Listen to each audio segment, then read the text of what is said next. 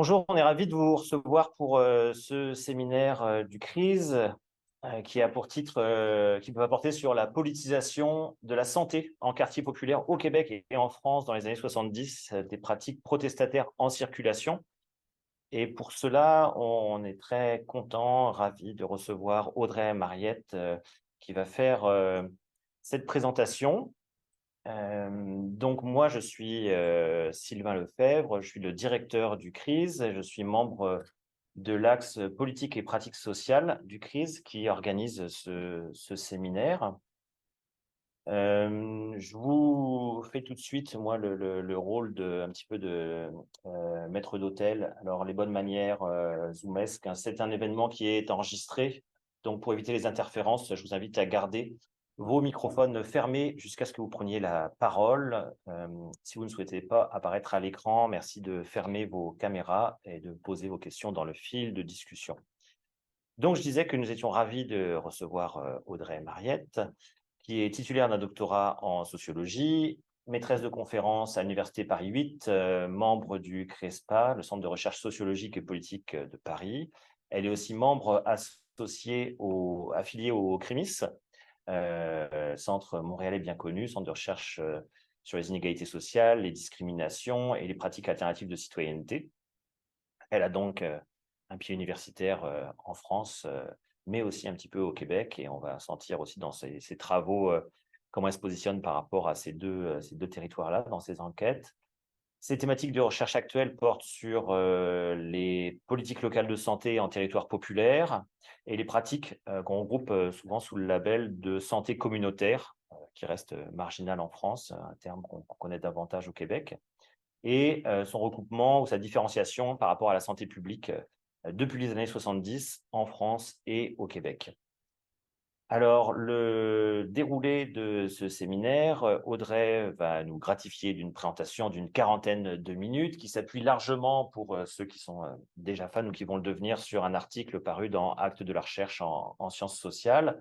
Mais elle va présenter plus largement ses travaux et notamment la construction un petit peu de cette enquête entre la France et le Québec. Oui, il sera possible d'accéder à l'enregistrement. Je réponds à tout le monde, que ce soit dans la salle ou à distance, sans oreillette. Donc, elle va nous présenter ça pendant une quarantaine de minutes.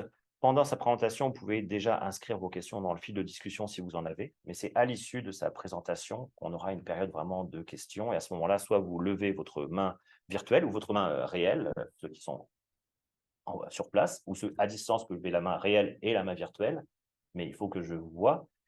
Et vous pouvez écrire aussi vos questions directement dans le fil de conversation, sinon on vous passera la parole. Donc, c'est Audrey qui va débuter. Je lui passe la parole pour une quarantaine de minutes immédiatement. Merci beaucoup, Audrey. Si jamais le son n'est pas assez fort, en fait, on utilise un petit micro ici. Donc, merci de l'indiquer dans le fil de discussion. Pour l'instant, vous m'entendez bien à distance, ça va? OK. En présence, ça va aussi? Oui, Je laisse la parole à Audrey. super.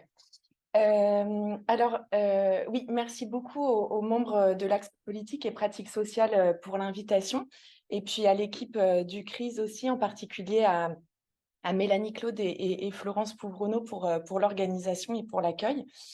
Et je suis vraiment très contente de pouvoir présenter ici une partie de mes recherches.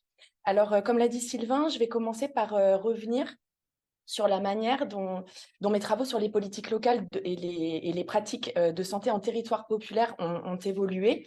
Autrement dit, comment j'en suis venue à intégrer une comparaison France-Québec et à travailler sur des formes de circulation entre ces deux espaces. Alors, je vais dire quelques mots assez rapides des méthodes d'enquête essentiellement qualitatives que je mobilise. Et puis, j'en viendrai au cœur du propos pour présenter le volet socio-historique de mes recherches. Donc, cette introduction un peu longue me semblait importante pour préciser d'où je parle. Alors, mes travaux donc portent sur les acteurs intermédiaires, qu'ils soient publics ou privés, notamment associatifs, donc à but non lucratif. Donc, acteurs intermédiaires de l'action publique locale en santé, et plus particulièrement des acteurs non soignants, j'y reviendrai, et sur leur rôle dans ces politiques locales de santé en France au départ. Intermédiaires, donc quand je parle d'acteurs intermédiaires, je désigne le fait que ce sont des acteurs qui se situent entre les concepteurs des politiques de santé à l'échelle nationale et les professionnels de santé et du social qui sont au contact direct des usagers et des usagères du système de santé. Alors, au départ, j'ai beaucoup travaillé sur les chargés de mission en santé publique à l'échelle d'une commune populaire de la banlieue parisienne, dans le cadre d'une recherche que j'ai co-réalisée avec Laure Pitti, une collègue de Paris 8, entre 2012 et 2017, sur les politiques professionnelles et pratiques de santé en territoire populaire, donc au sein d'une commune populaire de la Seine-Saint-Denis, qui est le département le plus pauvre de France, commune qu'on appelle Rouville. Cette enquête, on l'a revisitée au moment de la crise sanitaire du Covid en 2020-2021, en raison de la surmortalité très importante qu'a touché ce département, dont la population était très jeune. Donc, ça pouvait être surprenant de ce point de vue-là. Donc, cette commune, juste pour donner un peu des éléments de contextualisation, qui explique en gros comment j'en suis venue à travailler sur le Québec. Donc, cette commune, elle dispose d'une politique municipale de santé ancienne, basée sur des centres de santé municipaux et associatifs, autrement dit, donc privés à but non lucratif. Centres de santé, qu'ils soient donc municipaux ou associatifs, puisqu'il y en a plusieurs à l'échelle de la ville, qui mêlent curatif et préventif, qui mêlent donc des actions de prévention et non seulement du soin, avec aussi beaucoup de dispositifs en faveur de l'accès aux soins de santé, donc sur la question de l'accès aux droits. Cette politique municipale ancienne, elle est aussi basée sur un tissu associatif très important, avec des associations locales en santé et aussi des ONG, ainsi que des réseaux de soins entre la ville et l'hôpital, puisqu'il y a un hôpital dans la commune.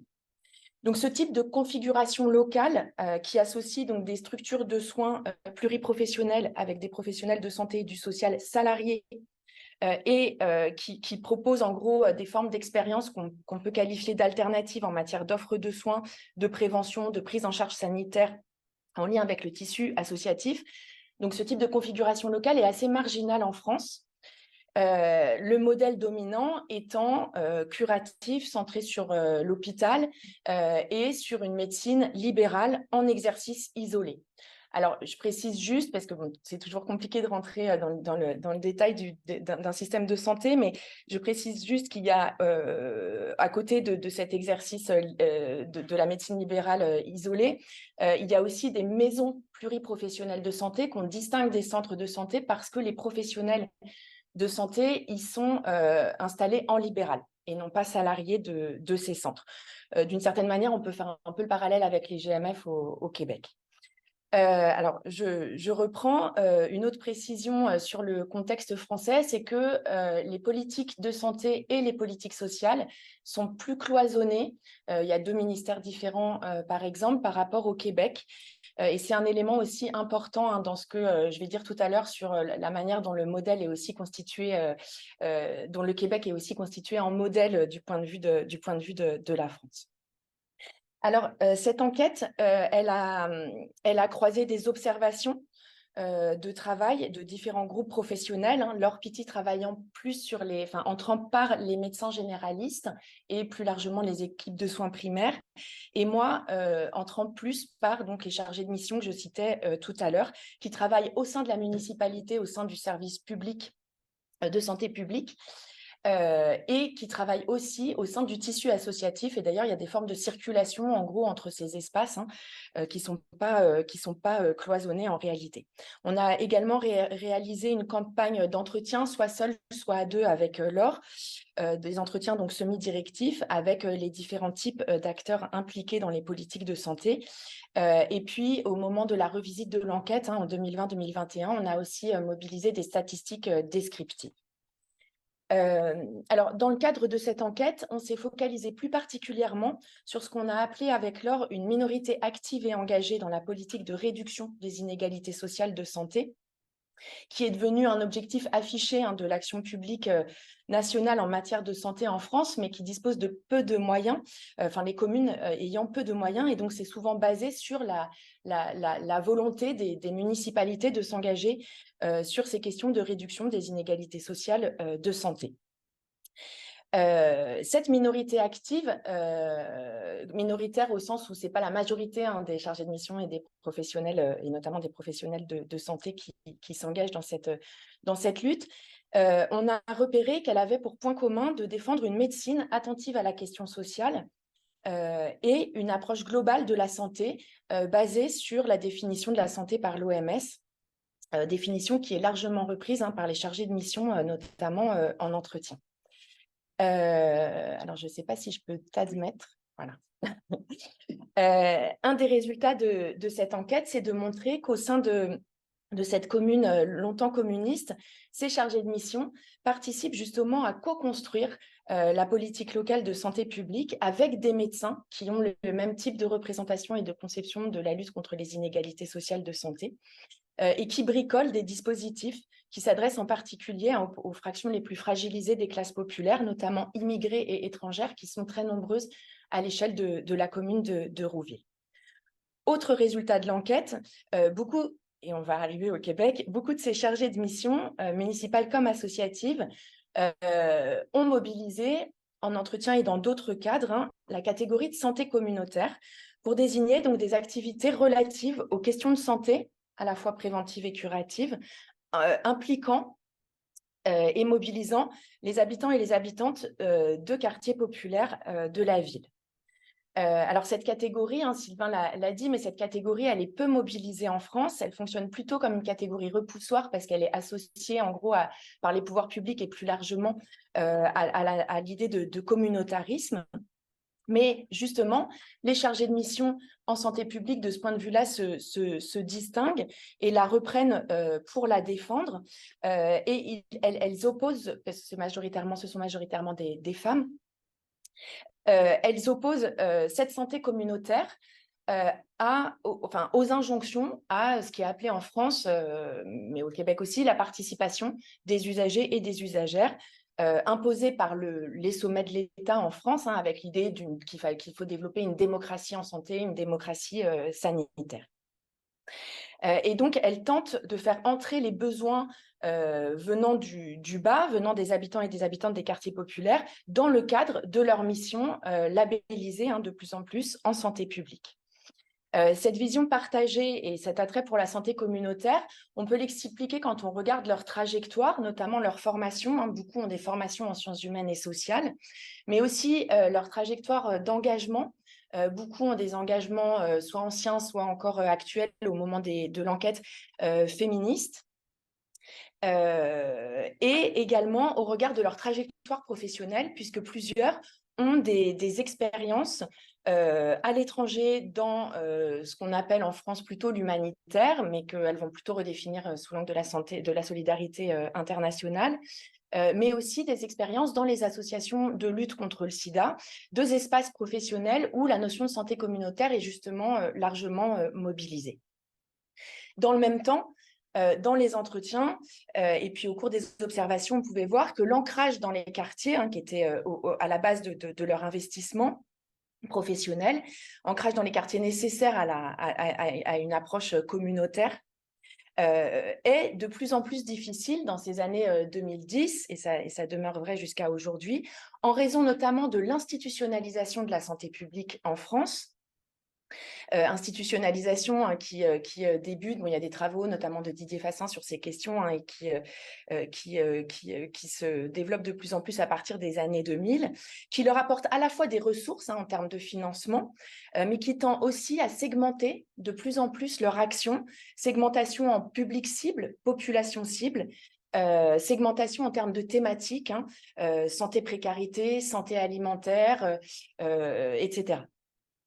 Autre raison de cette difficulté de plus en plus importante à être ancrée et à agir à l'échelle des quartiers, à l'échelle locale et des quartiers les plus populaires au sein de la ville, c'est aussi la montée en puissance, alors qui n'est pas nouvelle, mais qui s'accentue, du financement de l'action publique par projet, mais aussi et de plus en plus par expérimentation, la Seine-Saint-Denis étant le département où il y a le plus d'expérimentations qui sont menées sur des périodes relativement courtes, hein, de 1 à 3 ans, avec des financements qui ne sont pas forcément très importants, mais qui sont là pour ces années, mais qui se stoppent, notamment des financements nationaux, qui s'arrêtent à l'issue de ces expérimentations et qui posent problème en gros de l'entrée dans le droit commun. Comment on fait rentrer dans le droit commun des dispositifs qui, de manière expérimentale, fonctionnent, mais voilà, dont les personnes qui les portent n'ont pas assez de ressources pour les étendre.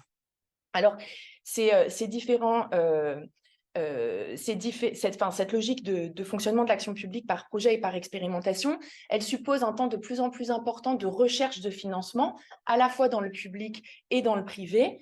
Et donc, on voit hein, que ces chargées de mission, elles s'adressent à différents guichets, à différentes échelles, donc à l'échelle nationale de la politique dite de la ville en France, qui est une politique étatique qui cible les quartiers dits prioritaires, car particulièrement défavorisés.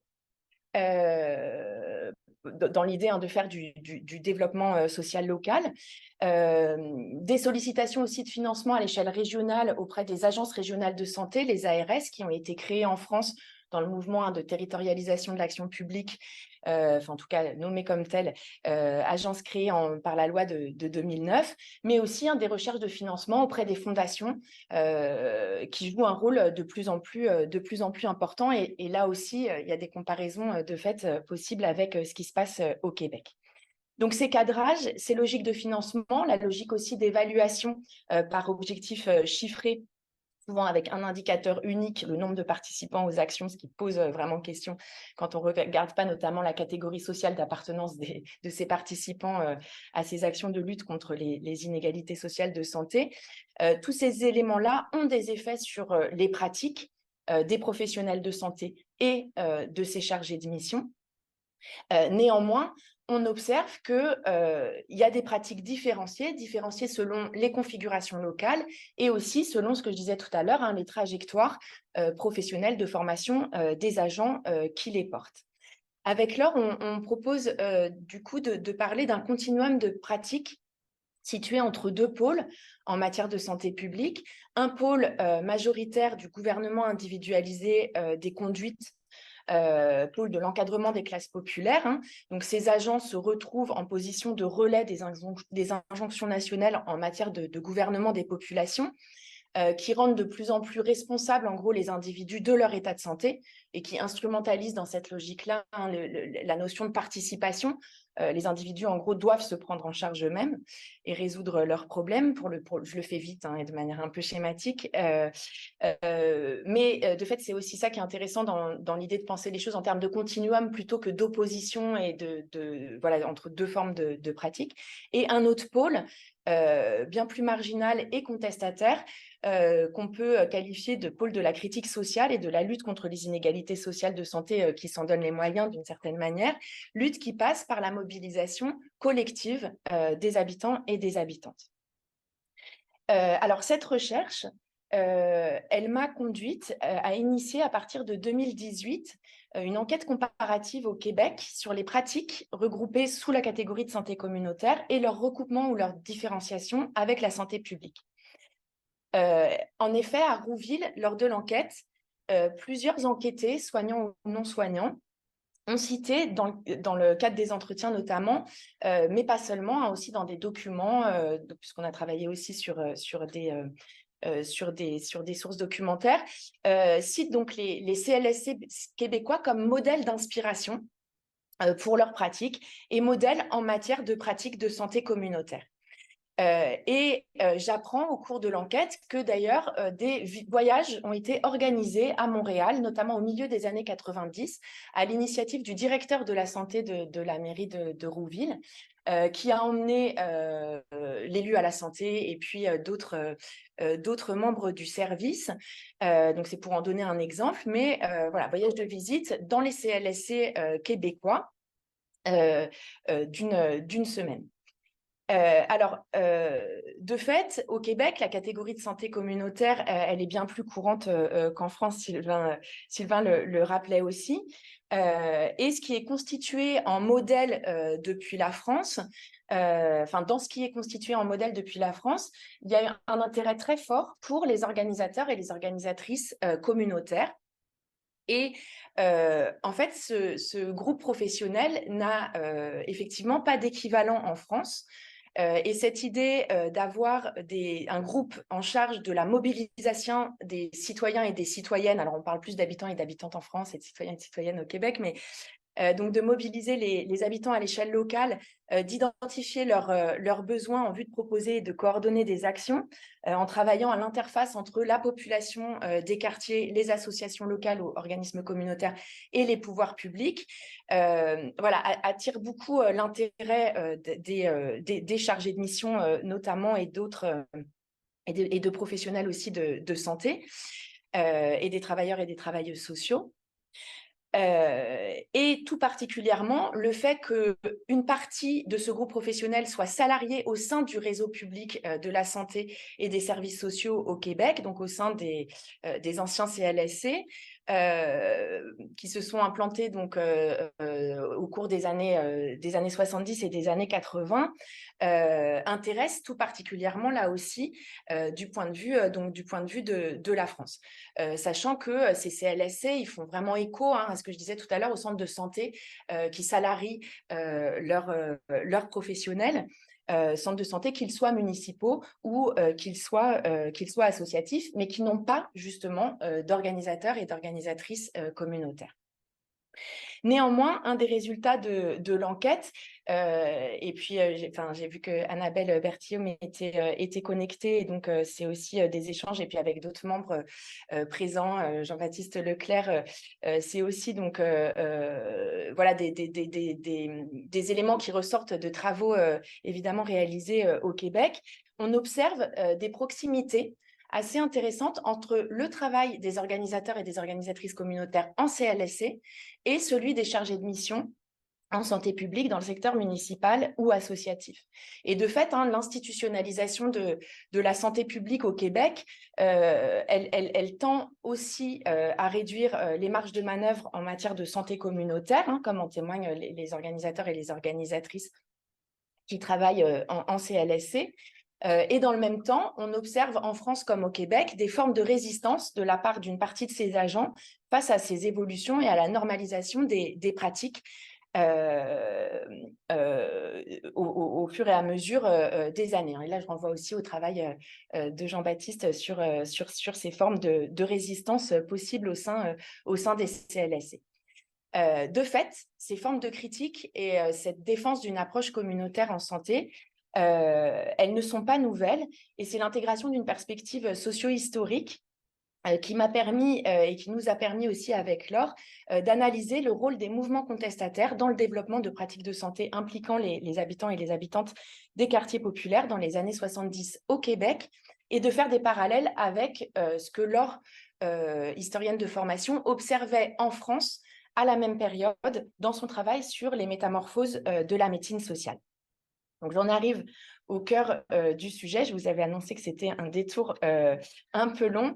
Pardon, j'ai mis quelques éléments sur les données de terrain ici pour le volet québécois, des entretiens informatifs avec notamment des anciens gestionnaires et des anciens organisateurs communautaires qui ont connu la période des cliniques populaires sur laquelle je vais revenir, et de la période de mise en place des premiers CLSC, et puis également des archives privées et publiques, notamment le fonds d'archives de la clinique des citoyens de Saint-Jacques est déposé à l'UQAM, que j'ai eu l'occasion donc de consulter en 2019. Et parmi les travaux existants, je mobilise notamment le travail d'Anne Plourde, entre autres. Voilà, je ne vais pas pouvoir citer tout le monde, mais je tenais à le souligner. L'idée donc est de revenir sur ces expériences alternatives à la médecine libérale et hospitalo-centrée durant ces années 70, puisque assez peu de travaux en sciences sociales ont porté sur les formes prises par la critique sociale dans le champ de la médecine et de la santé durant ces années 70. Alors même que dans des quartiers populaires, au cours de ces décennies, il y a des expériences alternatives qui se sont développées dans différents pays capitalistes, dans des configurations étatiques très, très différentes, en Amérique du Nord et en Europe. Et donc, de fait, je vais revenir dans un premier temps sur ces pratiques contestataires du pouvoir médical et ces pratiques de politisation de la santé qui se jouent en situation de travail et sur les différents groupes professionnels qui les portent et la manière dont ils ont participé à constituer le travail de soins et les questions de santé en enjeux politiques. Et dans un deuxième temps, je reviendrai sur les circulations transnationales de cette critique et sur également ses effets plus ou moins durables à différentes échelles jusqu'à aujourd'hui, donc comme j'y reviendrai en conclusion. Alors, je n'ai pas l'heure avec moi. Donc, d'accord. Il me reste combien de temps juste pour... Oui, c'est ça, super. Alors, je vais...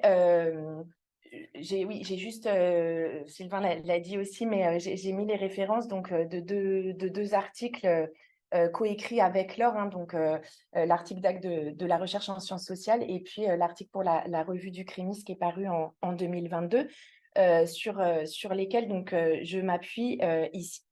Alors, au Québec, les expériences alternatives au modèle dominant de la médecine ont été portées par le mouvement communautaire et par des habitants et des habitantes de quartiers populaires francophones, avec la participation d'étudiants ou de jeunes médecins, donc d'étudiants en médecine ou de jeunes médecins, pour plusieurs anglophones. Dans ces années 70. Et de fait, je vais pas y revenir, hein, mais ce mouvement de développement de la médecine sociale et de la santé communautaire, il est aussi lié à la proximité du Québec par rapport aux États-Unis, puisque il y a des formes de circulation et puis notamment il y a une influence de l'expérience des free clinics développée par les Black Panthers aux États-Unis sur les expériences québécoises. Alors, ici, j'ai remis sur le diaporama une illustration qui est tirée de l'ouvrage de Robert Boivin sur le cas de la clinique des citoyens de Saint-Jacques, donc qui souligne bien la remise en cause du pouvoir médical. Et donc, en s'appuyant sur différents travaux qui ont été réalisés sur les archives consultées, sur les entretiens, on voit donc que l'émergence de cliniques qui ont été nommées communautaire, mais aussi clinique populaire, hein, les deux termes apparaissent dans les archives, dans plusieurs quartiers francophones de Montréal à la fin des années 60, s'inscrit donc dans un contexte de forte mobilisation sociale, de développement de l'animation sociale et de l'organisation communautaire.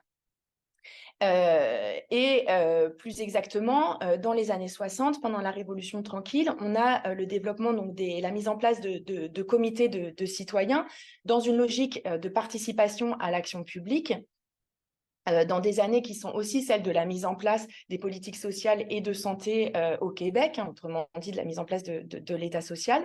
Mais à la fin de la décennie 60, certains de ces comités vont s'inscrire dans une logique plus contestataire et vont participer, donc des groupes militants d'extrême gauche, avec des étudiants en médecine et des médecins, à la création donc, de centres de santé pluriprofessionnels, nommés donc cliniques. Pour les étudiants en médecine et les médecins qui y participent, qui sont là aussi marginaux, hein, ces expériences constituent une remise en cause notamment du paiement à l'acte, qui est caractéristique de la médecine libérale, au profit hein, d'un paiement à la fonction, avec donc des médecins qui sont salariés de ces cliniques. Ces expériences, elles constituent aussi une remise en cause des hiérarchies professionnelles. Dans le cas de la clinique Pointe-Saint-Charles, comme dans le cas de la clinique Saint-Jacques, les médecins sont ainsi moins payés qu'ailleurs, dans l'idée hein, et dans le but de réduire les écarts de salaire avec les autres employés de la clinique. Les pratiques développées dans ces cliniques tendent également à réduire la distance entre médecins et patients et patientes. Et donc, on le voit, hein, pour donner un peu des exemples et incarner un peu, donner des exemples de pratiques et incarner un peu les choses. Il y a donc des pratiques de délégation de certains actes à des non-médecins. Il y a des temps de consultation plus longs qui sont mis en place et puis un recours important aux visites à domicile. Alors ici, j'ai repris un extrait des entretiens avec Lorraine Gay qui ont été réalisés par Pascal Dufour et publiés en 2019. Lorraine Gay, donc, qui est disparue depuis, et donc qui revient donc, sur cette idée de l'importance de ces visites à domicile et sur l'accessibilité de la clinique 24 heures par jour, mais qui souligne aussi qu'au-delà du soin, la politisation des questions de santé est centrale dans ces expériences et que cette politisation, elle passe par des incitations à la mobilisation collective. Alors, là aussi, pour donner des exemples, à la clinique Saint-Jacques, des consultations gratuites sont proposées à condition d'assister à une réunion d'information politique. Dans cette dynamique de politisation, les organisateurs et les organisatrices communautaires jouent un rôle central. D'ailleurs, Lorraine Gay a été organisatrice communautaire avant d'être infirmière. Et à Pointe-Saint-Charles, par exemple, la sensibilisation de la population du quartier aux questions de santé va passer par des pratiques de porte-à-porte, la diffusion de brochures, des pièces de théâtre qui sont mises en place dans une logique d'encourager les visites à la clinique, mais aussi de faire de la prévention, par exemple au sujet de la surconsommation de médicaments. Et donc, on le voit, ces cliniques sont à la fois des lieux de soins, mais aussi des lieux de politisation visant à donner du pouvoir aux citoyens et aux citoyennes sur les questions de santé et plus largement à développer la participation citoyenne. Alors, je vais dire à présent quelques mots du cas français sur lequel Laure Pitti a travaillé. Laure montre, et la comparaison entre ce qui se passe au Québec et ce qui se passe en France permet de voir qu'en France, les expériences critiques du pouvoir médical et de politisation de la santé sont nées avant tout à l'initiative de médecins et non pas des habitants et des habitantes des quartiers populaires.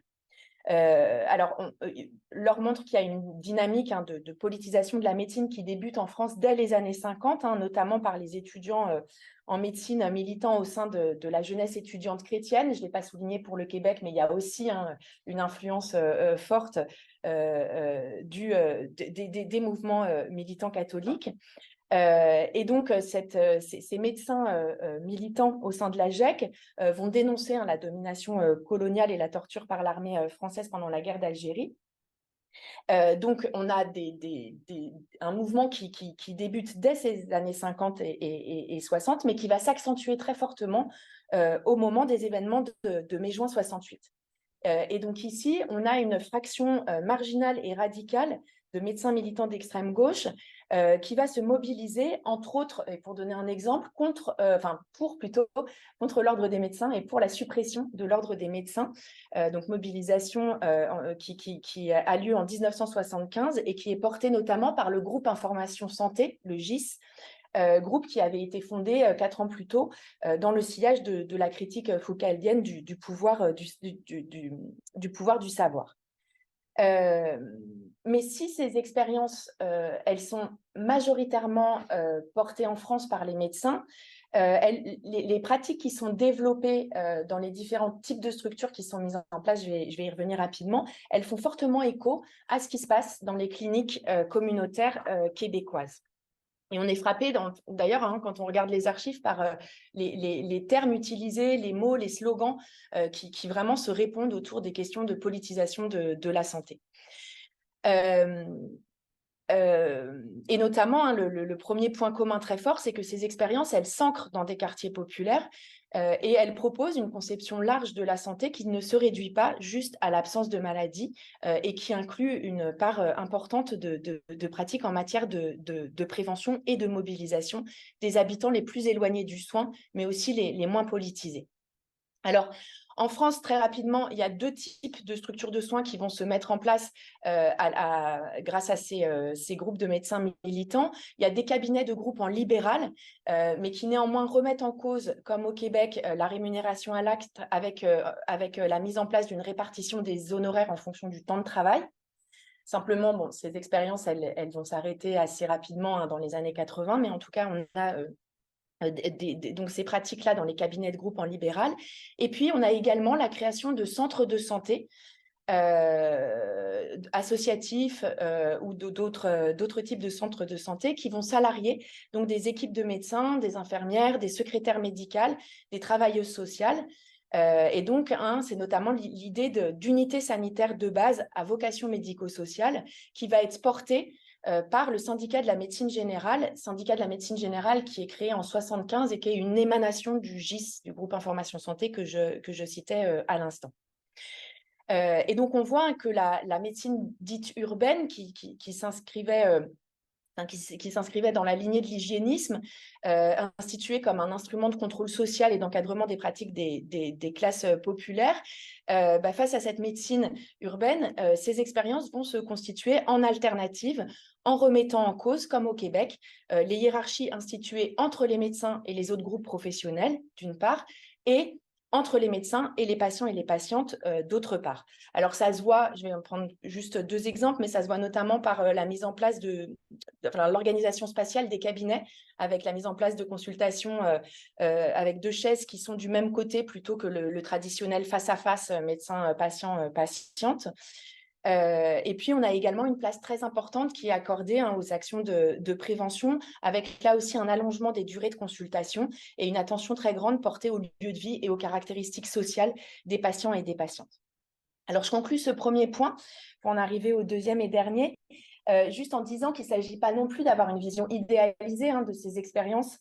Et de fait, les archives et l'enquête et les enquêtes montrent aussi que les rapports de pouvoir et de domination ne sont pas du tout absents de ces expériences, notamment entre les médecins hommes et femmes, ce que montre Laure à propos du cas de la France notamment. Mais au Québec aussi, on a un fort pouvoir des médecins qui demeure quand même. Et notamment, plusieurs sources et plusieurs travaux soulignent que les cliniques peinent assez rapidement à trouver des médecins qui acceptent d'exercer en leur sein au regard des conditions salariales et des salaires qui sont moins élevés qu'ailleurs.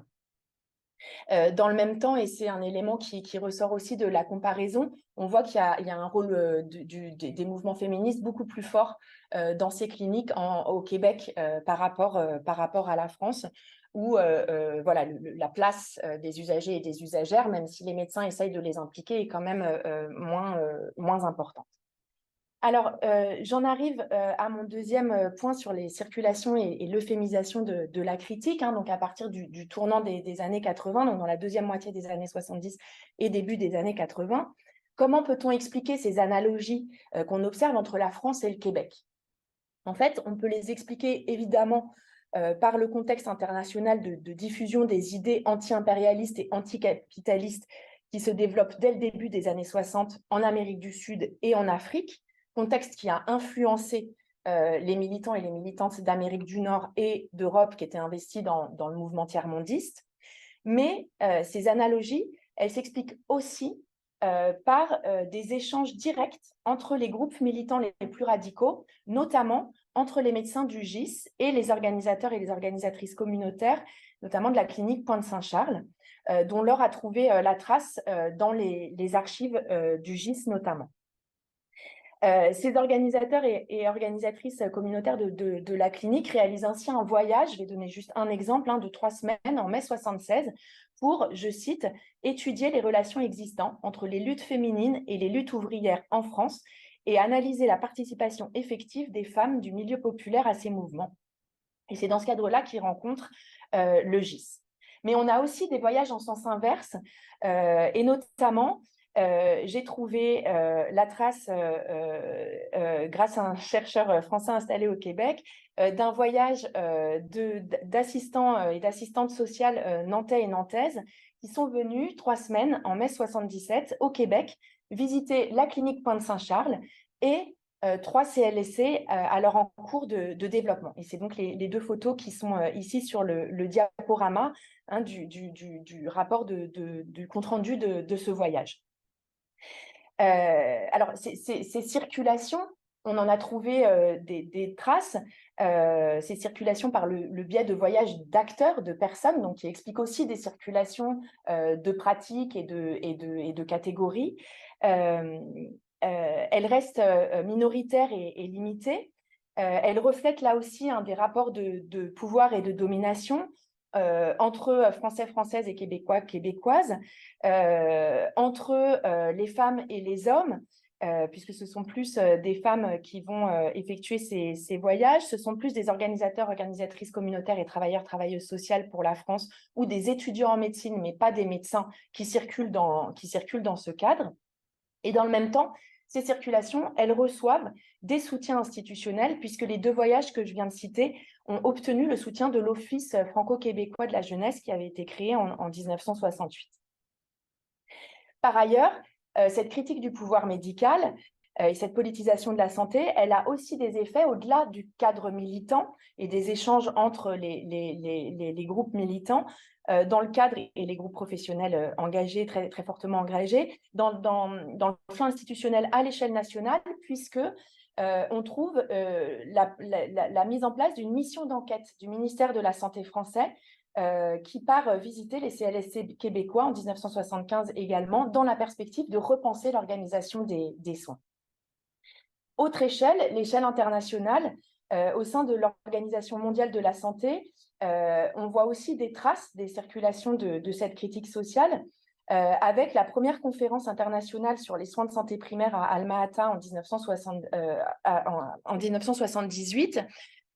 Suite à cette conférence, les actions et les programmes de l'OMS sont réorientés pour favoriser la santé pour tous, je cite, et faisant ainsi de la communauté définie comme lieu de vie et de la capacité d'agir des usagères et des usagers une notion centrale dans la lutte contre les inégalités sociales.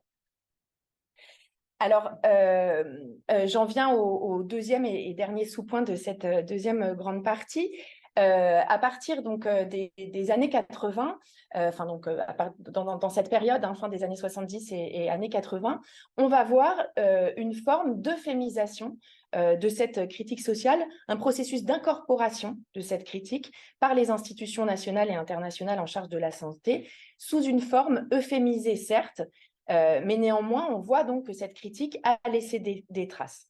Alors le contexte, j'y reviens pas, mais rapidement, c'est aussi un contexte début des années 80 de dilution des groupes militants d'extrême gauche, de déclin des mobilisations sociales, et puis aussi le tournant néolibéral au niveau des politiques publiques. Alors dans le cas du Québec, rapidement, dans le cas du Québec, ce processus d'euphémisation de la critique sociale en matière de santé, il va prendre la forme d'une institutionnalisation des expériences populaires par leur incorporation dans le nouveau système de santé, avec la loi notamment avec la loi de 1971, qui instaure le réseau public de la santé et des services sociaux organisés autour des centres locaux de services communautaires, qui vont regrouper donc des services sociaux et de santé de première ligne contre l'exercice isolé et l'hospitalocentrisme.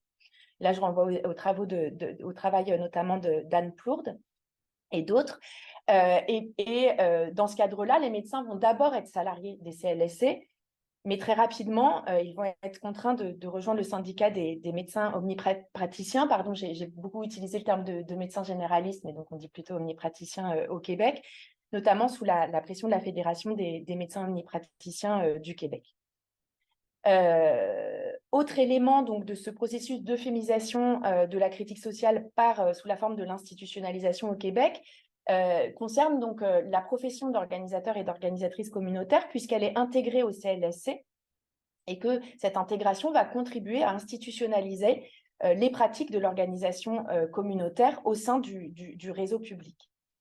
Les cliniques communautaires, quant à elles, vont faire l'objet de critiques très fortes de la part du Collège des médecins notamment. Elles vont disparaître progressivement après s'être constituées en front de lutte.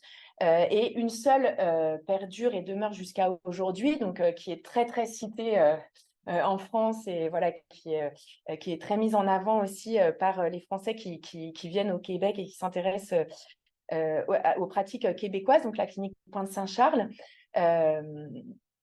Mais ça me semble aussi important, et ça semble aussi important de souligner que la critique, elle laisse des traces aussi dans le développement des organismes communautaires dans ces années 80 et dans le développement plus largement du tiers secteur qui participent à maintenir des formes de critique sociale, même si là aussi, il y a des formes d'institutionnalisation qui euphémisent cette critique.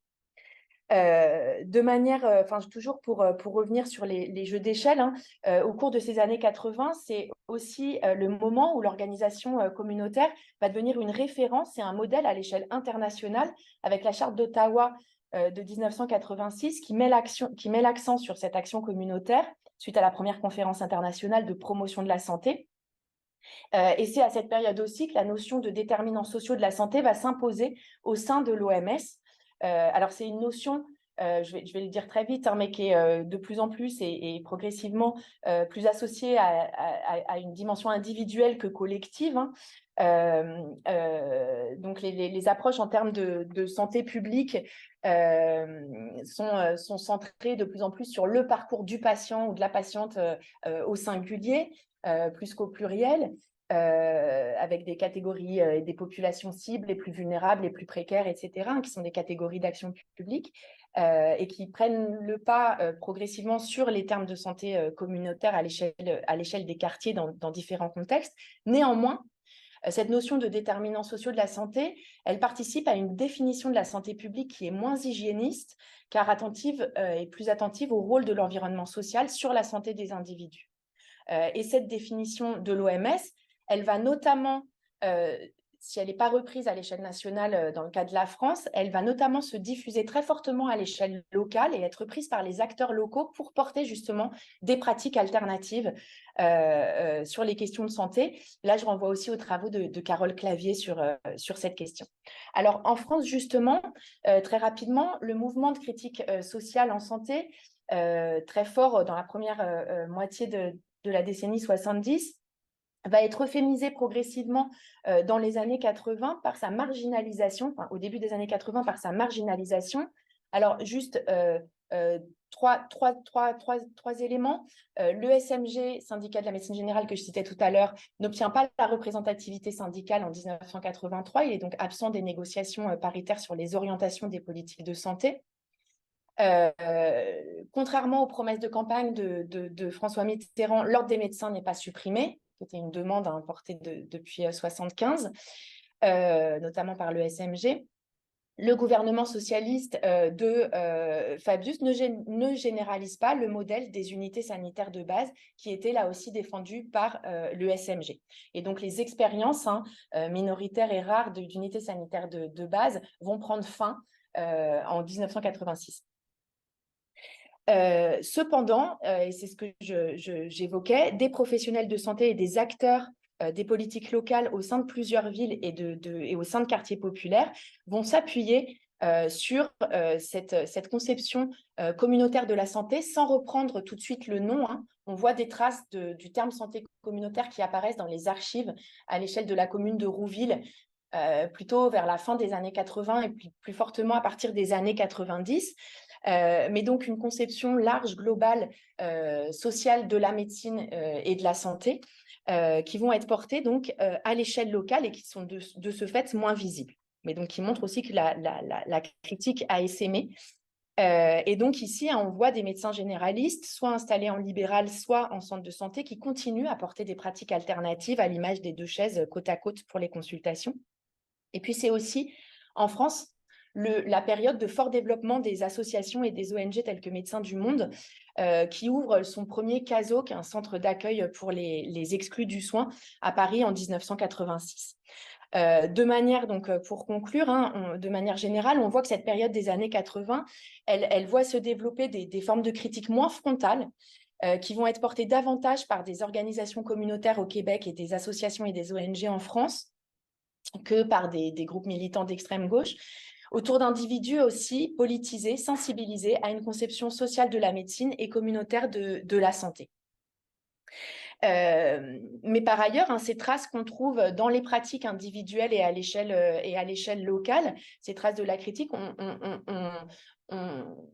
on les retrouve aussi en circulation, à l'image donc de ces voyages que j'évoquais au début en introduction. Et puis, je ne vais pas développer, mais on a aussi, à partir des années 2000, quelques très rares centres de santé communautaires qui vont reprendre ce terme, qui se sont ouverts en France. Donc, le premier, la Case Santé à Toulouse. Et puis d'autres dans d'autres villes et dans différentes régions françaises. Et sur les sites internet de ces centres de santé communautaires, qui sont en nombre très réduit, mais qui sont en train d'être récupérés par l'action publique d'une certaine manière. Enfin, il y a des formes de résistance, enfin, on pourra y revenir si vous le souhaitez. Donc, il y a une peur aussi de l'institutionnalisation, en fait, de la part des acteurs de ces centres de santé communautaires en France, qui sont très minoritaires, voilà, très, très politisés. Sur les sites Internet de tous ces centres, il y a la référence au Québec, à la Belgique aussi. Hein, il ne s'agit pas de dire qu'il y a seulement le Québec qui est constitué en modèle, mais de fait, on voit aussi hein, qu'il y a des formes. Il me semble que finalement, c'est pas tant... quand on arrive au Québec, on se rend compte que c'est vraiment des modèles qui sont idéalisés depuis l'étranger et que finalement, ce qui est intéressant, c'est aussi de regarder les usages sociaux qui sont faits de ces modèles pour porter des revendications à l'échelle locale et à l'échelle nationale. Voilà. Le dernier mot de conclusion générale, c'était de souligner le rôle des périodes de crise sanitaire comme politique dans la revalorisation d'une vision sociale de la médecine et communautaire de la santé. On pense ici à la pandémie de sida dans les années 80 et puis plus récemment à la pandémie de Covid-19, qui rendent visibles les inégalités sociales de santé, mais qui montrent aussi le rôle du système de santé dans la reproduction de ces inégalités sociales. En France comme au Québec, d'ailleurs, il y a eu des travaux là-dessus. Et en parallèle, le rôle joué par les acteurs locaux pour lutter contre, et notamment les outils dont ils disposaient hein, dans les premiers moments de la pandémie. Donc, ça a participé à une revalorisation de la santé publique, voire de la santé communautaire. Mais de fait, cette revalorisation, elle reste relative et elle se fait souvent au prix d'une version édulcorée de la contestation de l'ordre médical et plus largement de l'ordre social. Voilà, désolée, j'ai peut-être été un peu longue, absente de... Merci.